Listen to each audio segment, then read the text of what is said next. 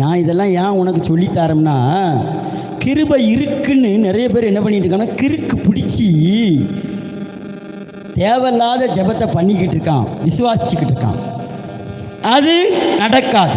சொல்லுங்க, அது நடக்காது. அல்லேலூயா. ஆனால் நேர்மையான காரியத்தை நீ கேட்டனா உனக்கு கிருபை நேர்மையா எல்லாத்தையும் செஞ்சு வச்சிருக்கு. உன் விசுவாசத்தில் நீ எவ்வளோ பெரிய எவரெஸ்டாக இருந்தாலும் அதை கேட்டால் கிருபை தரும்.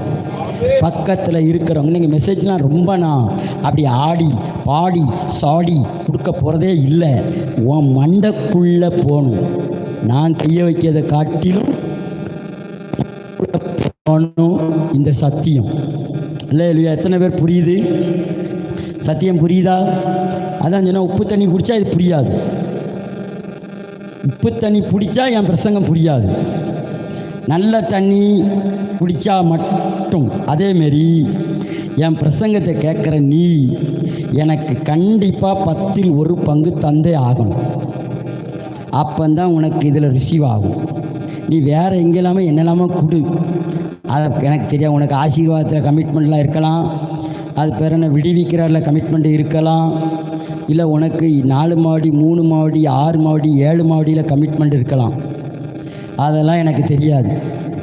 ஆனால் என் பிரசங்கத்தை நீ கேட்கிட்டு என் கூட நீ ட்ராவல் பண்ணி நீ என் கூட வரணும்னா எனக்கு நீ 10ல் 1 கொடுத்தே ஆகணும். என்னை நீ ஏமாற்ற முடியாது.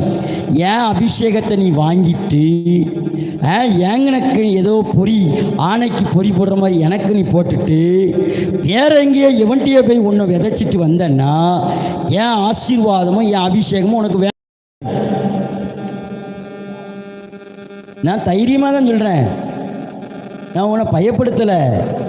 நான் பயப்படாமல் சொல்கிறேன். நான் அனுபவிச்சதை சொல்கிறேன். நீ நல்லா இருக்கிறதுக்காக உனக்கு சொல்கிறேன். அல்லேலூயா.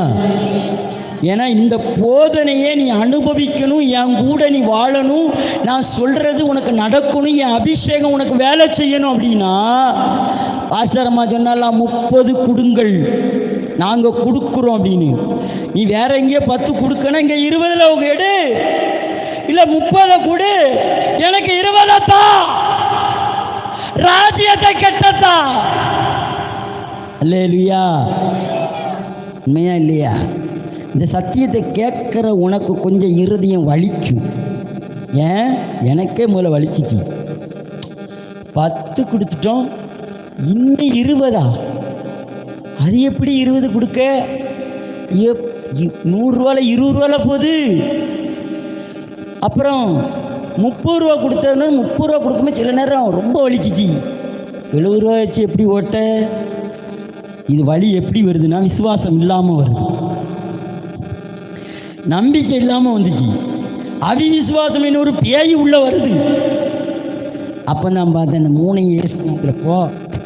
ஆலையில் பாஸ்டர்மா சொன்னாங்க பார்த்தீங்களா, அதுக்கு வீட்டில் பொண்டாட்டி புருஷனும் ஒத்து வரணும், உன் குடும்பம் ஒத்து வரணும், உன் மனம் ஒத்து வரணும். உன் மனம் ஒத்து வந்துட்டா கூட எல்லோரும் ஒத்து வந்துடுவாங்க.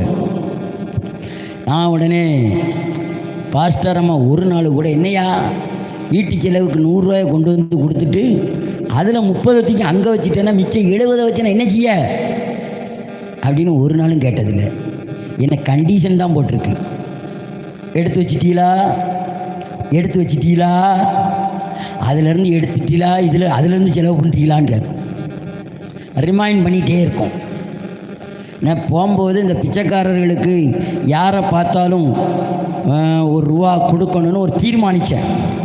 ட்ரெயினில் போகும்போது எவனை பார்த்தாலும் நீடி பீப்பிளை பார்த்தா கூட்டு போய் கொடுக்கணும்னு ஒரு என்ன பண்ணிட்டேன், உள்ள மைண்டில் செட் பண்ணி, எனக்கு மட்டும் இல்லை என் ஒய்ஃபுக்கு செட் பண்ணி, என் பையனுக்கு செட் பண்ணி, என் பிள்ளைக்கு செட் பண்ணி அந்த சாவியை என்ன பண்ணிட்டேன், தூக்கி தூர போட்டேன். அப்போ எங்கள் 4 பேருடைய மைண்டில் என்ன இருக்குது? கொடுக்குற மனம் வந்துட்டு.